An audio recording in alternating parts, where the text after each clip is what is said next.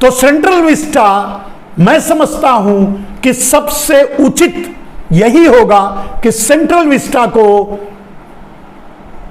महामारी में मरे हुए लोगों को समर्पित कर दिया जाए। आगे इस तरह की महामारी से लड़ने के लिए देश के पास एक सेंट्रल विस्टा होगा जो इस तरह की महामारियों से लड़ेगा, जो कई लाख लोगों को मरने से बचाएगा, जो सांसों को एक एक सांसों के लिए तड़पने से रोकेगा या लोगों को ताला में बंद करने से बचाएगा या लोगों को ताली और थाली पिटवाने से बचाएगा। एक रिसर्च लैब के रूप में काम करेगा जो देश को महामारियों से, आगे आने वाली महामारियों से बचाए। तो इससे बढ़िया सेंट्रल विस्टा का उपयोग नहीं हो सकता, कम से कम मैं नहीं मानता। और मेरी गुजारिश है, मैं तो छोटा सा आदमी हूं, मेरी गुजारिश है कि सेंट्रल विस्टा को महामारी से लड़ने वाले या महामारी में मरने वालों को समर्पित कर दिया जाए। आगे आने वाली सरकार यह निर्णय ले। वैसे भी अब उद्घाटन भले ही नरेंद्र मोदी जी कर रहे हैं, संसद तो वैसे भी नरेंद्र मोदी चलने नहीं देते। अगर पुराने में बैठो या नए में, संसद तो चलना है नहीं। तो आगे अब 2024 चुनाव तक मैं समझता हूं कि ये जो 21 पार्टी वाले सांसद हैं वो बहिष्कार कर दें, तब तक के लिए बहिष्कार कर दें, सेंट्रल विस्टा में जाए ही ना। सरकार बदलनी निश्चित है, निश्चय ही है। अगर इमरजेंसी नहीं लगाई गई, अगर नरेंद्र मोदी यानी जूनागढ़ के राजा जी कोई और नया स्ट्रोक नहीं मारे तो इनका तो जाना तय है उस समय। तो मेरी ये गुजारिश है, मेरी ये प्रार्थना है, मेरी ये विनती है आने वाले प्रधानमंत्री से, जो कि मुझे दिखाई दे रहा है भविष्य कि राहुल गांधी अगले प्रधानमंत्री होंगे। आप कहेंगे अब इतनी बड़ी भविष्यवाणी क्यों कर रहे हो, क्या बोल रहे हो, लेकिन ऐसा लगता है। तो थोड़ी सावधानी अगर कांग्रेस बरतेगी तो आगे राहुल गांधी प्रधानमंत्री बनेंगे और वो नरेंद्र मोदी ही राहुल गांधी को प्रधानमंत्री बनाएंगे, वो भी पता है हमें। ऐसे काम तो नरेंद्र मोदी करेंगे ही करेंगे। तो दोस्तों, सेंट्रल विस्टा का सही उपयोग मैंने बताया। वैसे भी 21 दलों के सांसद सेंट्रल विस्टा के उद्घाटन समारोह में भाग नहीं लेंगे, बहिष्कार करेंगे। एक पार्ट है। दिल्ली को वैसे भी सील किया जा रहा है।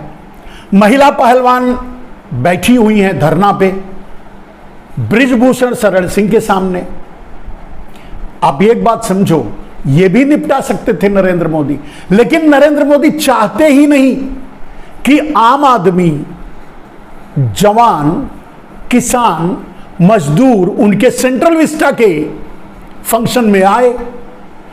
और ना आने के लिए बहाना क्या है कि विरोध महिला पहलवानों का के साथ हमारे किसान खड़े होंगे, वो विरोध करेंगे, वो ट्रैक्टर लेकर आने की कोशिश करेंगे, साथ जुटेंगे, नए सेंट्रल विस्टा तक मार्च करने की कोशिश करेंगे। दिल्ली को वैसे ही लॉकअप कर दिया जाएगा।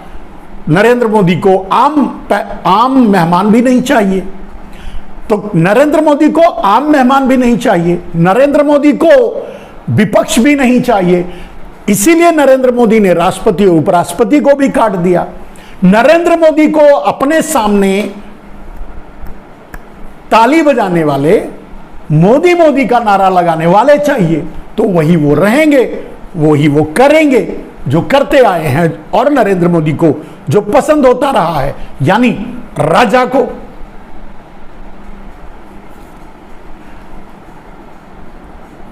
मेरे दोस्त,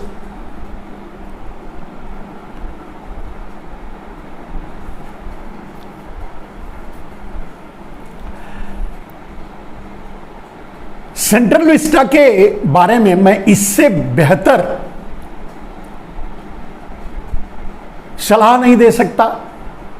और आपसे भी गुजारिश करूंगा कि इसको अधिक से अधिक लोगों तक पहुंचाएं, जिससे वो भी इसको मुद्दा बनाएं, मांग करें कि सेंट्रल विस्टा को हमारे लाखों भारतवासी जो अपनी जान महामारी में गंवा चुके हैं, उनको समर्पित कर दिया जाए। उनको बचाने के लिए हम कुछ नहीं कर पाए तो कम से कम उनको इतना ट्रिब्यूट, इतना सम्मान तो देना ही चाहिए। और आप जानते हैं कि उनकी आत्माएं, जो भी इस महामारी में मरे थे, उनकी आत्माएं यही नरेंद्र मोदी के आसपास ही भटक रही हैं। और मैं तो समझता हूं नरेंद्र मोदी के सर पे भी चढ़ के बैठी हुई हैं। पूछिए क्यों? क्योंकि किसी का अंतिम संस्कार भी बराबर तरीके से नहीं हुआ। किसी को जो अंतिम संस्कार के बाद उनका 13 दिन का कार्यक्रम होता था, वो भी सीधी तरह से नहीं हुआ। बहुत से लोगों का तो अगर धार्मिक रीति रिवाजों के अनुसार समझा जाए तो यह माना जाता है कि अगर उनकी अंतिम क्रिया को प्रॉपर रूप से ना किया जाए तो उनकी आत्माएं भटकती हैं। अब उनकी आत्माएं भटकती हैं तो वो किसके ऊपर बैठेंगी, जाके किसके सर पर चढ़ेंगी? जो उसके लिए जिम्मेदार था। तो मैं तो नरेंद्र मोदी से भी गुजारिश करूंगा कि सेंट्रल विस्टा को नया संसद न बना करके इन मृतकों या भटक रही आत्माओं को समर्पित कर दिया जाए। शायद वो अपने अपने लोक में चली जाएं। नहीं, ऐसे ही मोदी जी के सर पे चढ़ी रहेंगी ये आत्माएं और ऐसे ही उल्टे पलटे काम मोदी जी से करवाती रहेंगी। वैसे भी मोदी जी मास्टर स्ट्रोक वाले आदमी हैं, इन सब बातों की उनको चिंता रहती नहीं है। अब रह गई बात कि समारोह कैसा होगा। मैं एक सवाल भी है और एक भ्रम भी। मेरे दोस्तों, आप लोग भी पता लगाइए, क्या सेंट्रल विस्टा के उद्घाटन में अडानी आएंगे? ये एक सवाल है। शायद आएंगे, ऐसा मैं कह रहा हूं, मैं कंफर्म नहीं हूं, शायद आएंगे, लेकिन क्या आएंगे? और दूसरा सवाल मेरा ये है कि पुराने वाले संसद भवन, अरे हमारा संसद भवन जो है, हमारे संसद भवन की बोली कब नरेंद्र मोदी अडानी को सौंपेंगे? ये भी सवाल है, सवाल ही है। अगर सेंट्रल विस्टा को नरेंद्र मोदी संसद भवन बनाने में कामयाब हो गए अपने मास्टर स्ट्रोक के जरिए, तो पुराने वाले संसद भवन को अडानी को कब सौंपेंगे? एक और अंतिम सवाल सेंट्रल विस्टा से जुड़ा हुआ कि सेंट्रल विस्टा की नीलामी कब होगी, अडानी को नरेंद्र मोदी कब देंगे? बस ये जिज्ञासा बस मैं पूछ रहा हूं, क्योंकि फाइनली जाना अडानी के हाथ में है, यानी मोडानी के हाथ में है। अभी मोदी का है तो आगे मोडानी का हो जाएगा, माने अडानी का हो जाएगा, यानी मोडानी का हो जाएगा। तो ये कब होगा, मेरी चिंता है। इस सवालों का ये पत्रकार तो पूछेंगे नहीं, ये जो राष्ट्रवादी पत्रकार हैं वो भी नहीं पूछेंगे। मैं पूछ लेता हूं, या काम आदमी हूं। जिस तरह से नरेंद्र मोदी भारत के हर सभी चीजों को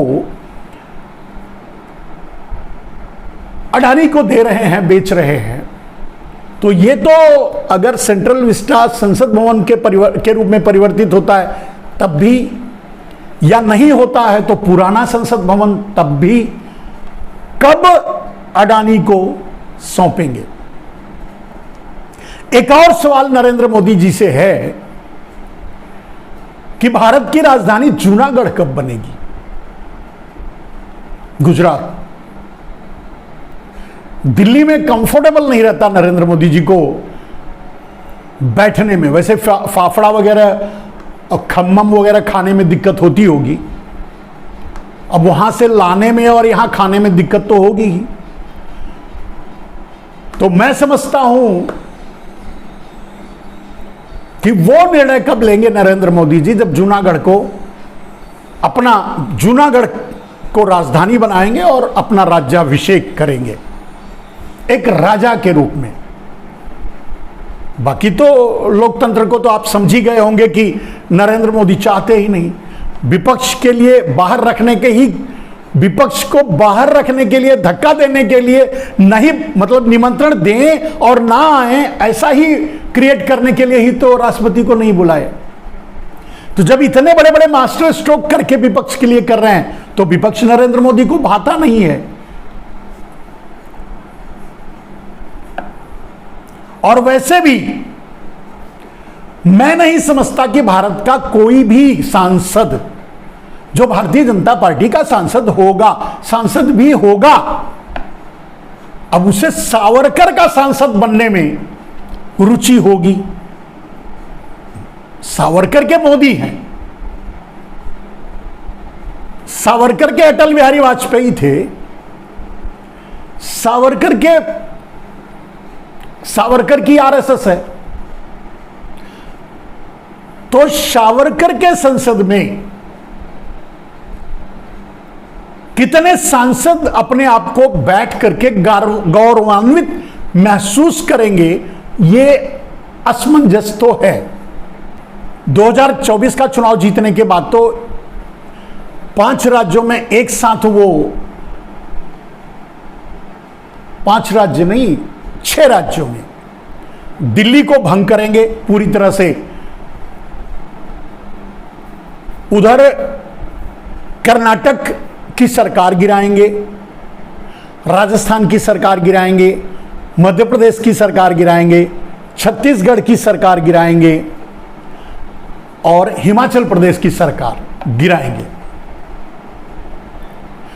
तो 3-2-5 पहले से जीती हुई हैं और दिल्ली 6 राज्यों की सरकारें गिरा करके नरेंद्र मोदी अपनी सरकार बना लेंगे 2024 में। अगर गलती से प्रधानमंत्री बन गए तो यह तो देश के भाग्य और दुर्भाग्य के ऊपर है, कोशिशों के ऊपर है। अगर मध्य प्रदेश, राजस्थान और छत्तीसगढ़ की जीत की खुशी में कांग्रेस अगर ईवीएम को छोड़ दिया और इस मुगालते में आ गई कि हम 2024 का चुनाव जीत लेंगे, तो यह उसकी सबसे बड़ी भूल होगी। और फिर देश की क्या स्थिति होगी आप खुद ही अंदाजा लगा सकते हैं।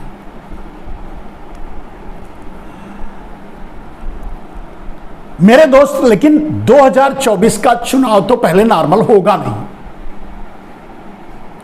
उसमें बहुत सी बाधाएं हैं। मैंने कहा कि अगर सुप्रीम कोर्ट ईवीएम पर बैन लगाने की, बहुत सी याचिकाएं पड़ी हुई हैं ईवीएम को लेकर के, अगर सुप्रीम कोर्ट ईवीएम पर बैन लगाने की कोशिश करता है, आदेश देता है, तो नरेंद्र मोदी भारत में इमरजेंसी घोषित कर देंगे 2-5 साल, 7 साल, 10 साल के लिए, और खुद को जूनागढ़ के राजा डिक्लेयर कर देंगे।